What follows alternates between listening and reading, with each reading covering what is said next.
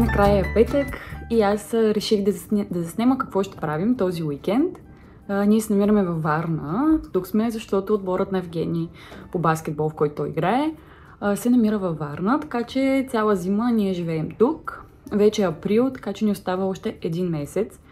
Но този уикенд имаме гости. Майката на Евгения е тук, така че ще се опитаме да й организираме някаква по-такава интересна програма. Не, че съм толкова местна и знам локациите, но горе-долу се разхождам почти всеки ден, така че ще се разхождаме с нея. Ще ходим на матч и така, ще бъде готино. Смятам да заснема това, което ще правим. Иначе, какво се случи от последното видео, което снимах? Това, че Евгений се контузи, доста лошо. Скъса си кръстната връзка на коляното и менискуса. Случи се в мача буквално след като те спечелиха купата в Шумен. И интересното е, че се случи на място, в което други две момчета са се контузвали също по абсолютно същия начин, с абсолютно същата контузия, което довежда до мисълта, че в залата нещо има. Тоест, те самите момчета казват, че има кухи пространства в самата зала и реално погледнато, когато ти отскачаш да хвърлиш топката, кракът ти просто остава и има голяма предпоставка за подобни травми. Тези травми са доста... Специално тази травма е една от най-лошите, защото възстановяването е около 6 месеца. Сега е средата на април. В края на април на него ще му направят операция тук във Варна. След това буквално един месец ще бъдем тук, той ще бъде обездвижен и след това отиваме в София. През лятото аз ще ходя на работа, той ще се възстановява и се надявам пак да сме тук зимата и вече той да е здрав. Ще снимам също част от процеса на възстановяването му, защото това е тема, която е доста интересна. Предполагам, че много хора преминават през това. Чудят се какво да правят, кой специалист да намерят. Въобще е доста такава интересна тема. Няма чак толкова много информация с личен опит от хора, които споделят подобни неща, така че ще направя нещо такова, когато и той преминава през процеса, защото буквално сме в самото начало. Но да, това се случи. Сега предстоят великденските празници, ще бъдем в Бургас при моето семейство и след това операцията. Но преди всичко ще имаме един страхотен уикенд, надявам се. Надявам се и времето да е добро, защото буквално вчера с Натето, с майка на Евгений, пихме кафе навън, беше страхотно времето, смрачи се, след това заваля толкова много, че буквално подгизнахме докато стигнем до колата и вече когато се прибирахме, заваля сняг. И днес просто е слънчево и няма абсолютно никакъв проблем. Но да, надявам се да имаме хубав уикенд. И двете караме ролери. Не сме много добри в това, но много ни харесва и аз съм проучила. Харесва съм една алея в Морската, в която да отидем да караме. Ще ходим на различни заведения, ще ходим на матч и общо след това ще бъде нашия уикенд. Аз ще ви го покажа, така че елате с мен. Надявам се да ви бъде интересно.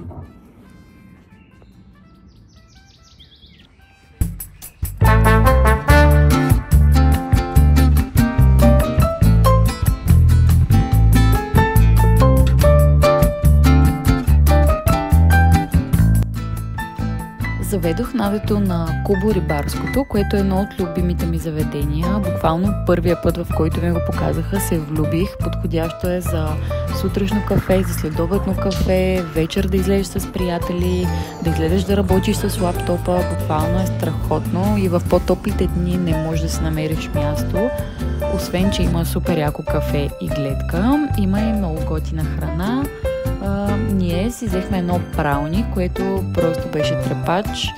Хубавото е, че не е прекалено сладко и определено е по вкуса ми, така че запазете си тази локация, ако някой ден отивате във Варна.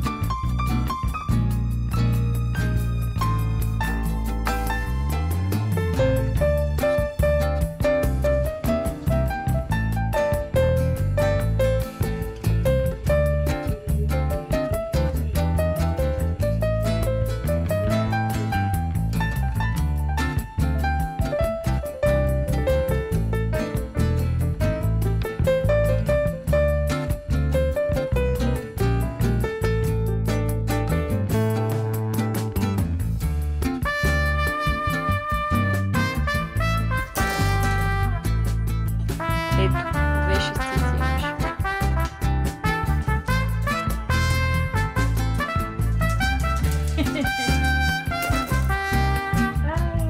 Ми трябва тези двойки. Няма шанс на друга. Няма шанс.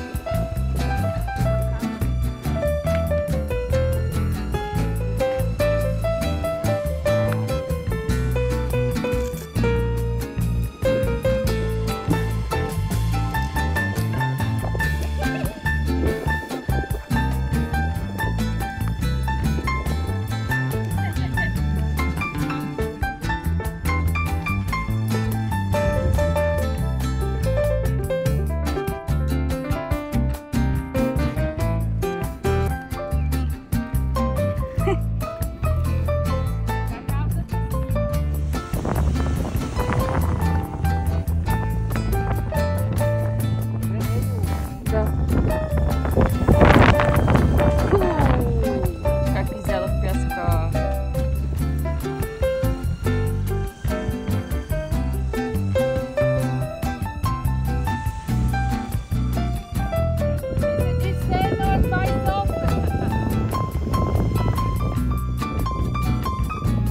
След ролерите отидохме на Тиган. Това е едно бързо хранене, което доста харесваме. Има много постни и местни предложения, цените са добри, а самото заведение го има на няколко локации във Варна. Това специално се намира в центъра.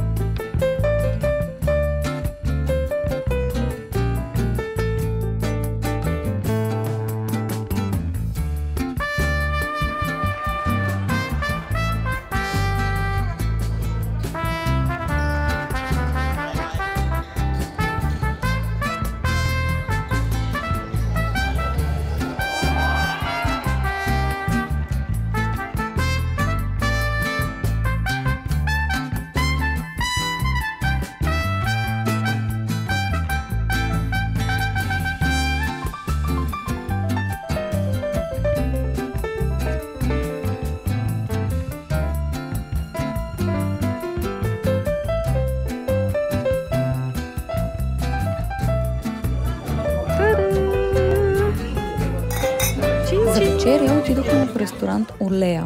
Самия ресторант не се намира точно в центъра и там се ходи по-скоро с кола или с такси, но има голям паркинг и е удобно.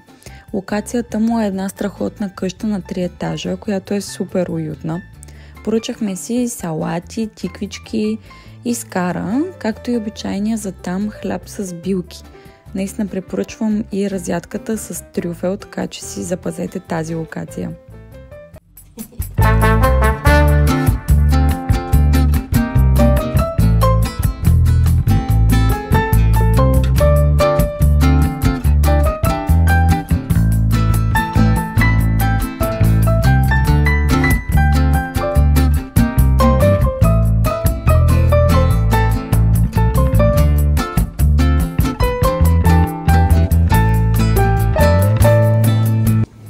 Друго любимо място за обяд е деликатесният магазин на Стария Чинар. Винаги има супер вкусни салати, месо, много хубав пресен хляб и различни разядки, така че често го посещаваме.